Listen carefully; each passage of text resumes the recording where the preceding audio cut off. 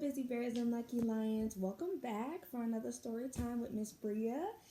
This week at Miss Helen's private school, our theme for today, Wednesday, is your favorite book. And this is Miss Bria's favorite book. It is called Everybody Always. And it's by Bob Goff, and it's about becoming love in a world full of setbacks and difficult people. And I love this book, especially during this time where it's hard. Just loving everyone in the world. A good friend bought me this book a while back, and I read it, and I really enjoyed it. So I know it's too much for our kindergarten class, but any of our moms and dads out there, I would definitely look into that book. But that's my favorite book. And today in kindergarten, this week's theme is pizza. So our book this week is called The Little Red Hen Makes a Pizza. Retold by Philemon Sturgis, illustrated by Amy Woolred. So let's get right into that.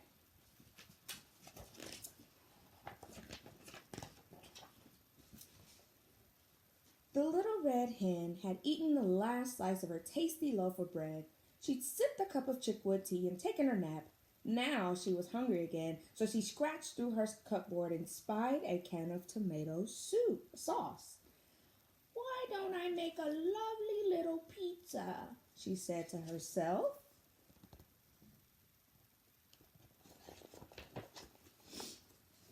She rummaged through her pan drawer. There were bread pans, cake pans, muffin pans, frying pans, all kinds of pans, but not one single pan was large and round and flat. "Cluck," she said, "I need a pizza pan." She stuck her head out the window. "Good morning," she called. "Does anyone have a pizza pan?" "Not I," said the duck. "Not I," said the dog. "Not I," said the cat.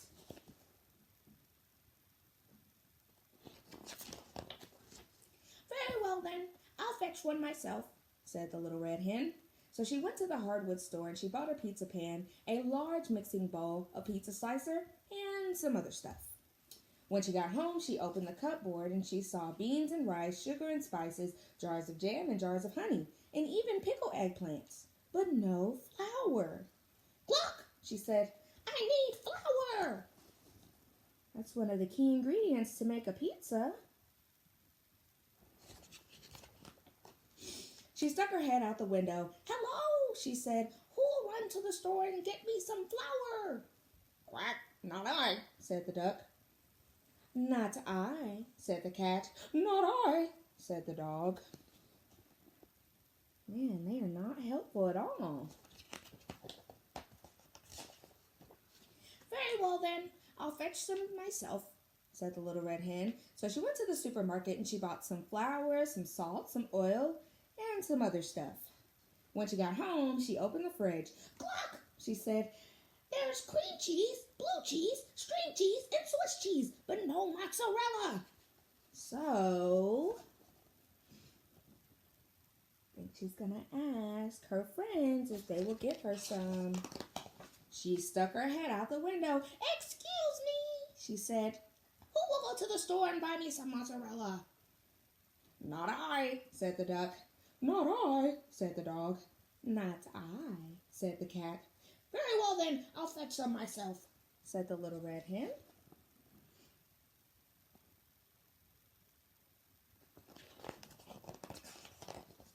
So the little red hen went to the delicatessen. She bought some mozzarella, pepperoni, and olives, some mushrooms, onions, and garlic, a can of 8 small anchovies, and some other stuff, but no pickled eggplant.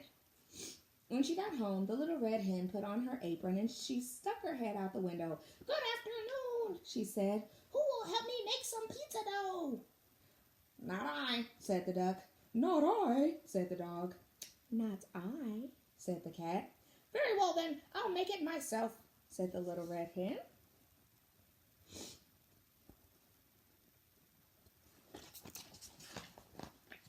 So she put the flour and some other stuff into her mixing bowl and stirred and mixed and kneaded and pounded until she had a big flat ball of pizza dough. After the dough rose, the little red hen rolled it flat and folded it and rolled it and spun it around her head several times. And then the dough was just right. She tossed it way up in the air one last time for good luck and put it in her pizza pan. Looks like that pizza's gonna be so good. Then she stuck her head out of the window. "Excuse me," she said. "Who will help me make the topping?" "Not I," said the duck. "Not I," said the dog. "Not I," said the cat. "Very well then, I'll make it myself," said Little Miss Hen, the little red hen.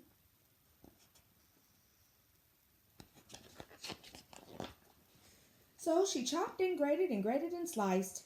Next, she opened her can of tomato sauce and spread it all over the pizza dough. On top of that, she put some grated mozzarella, some sliced pepperoni, some chopped olives, some mushrooms, some onions and garlic, 8 small anchovies, and some other stuff. But no pickled eggplant. The little red hen looked at her pizza. It looked just right, and she put it in the oven and sat down to sip a cup of chickweed tea. Pretty soon a delicious smell drifted from the oven. It filled the room and floated out the window. "My lovely pizza must be ready," she thought. I can smell it through the book.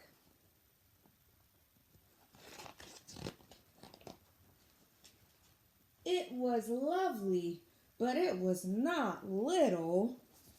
Oh man, I don't think she could eat that whole thing by herself. Look at that giant pizza. So she stuck her head out the window. "Good evening," she said. "Would anyone like some pizza?"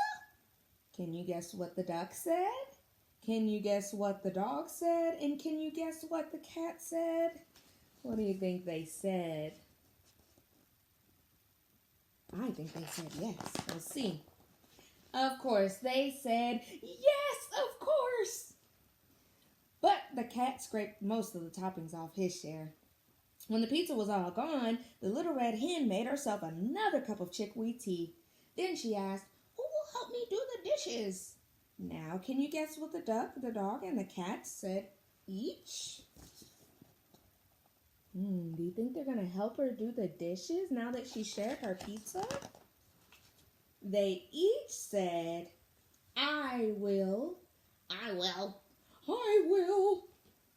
Aw, they all helped her do the dishes. And they did.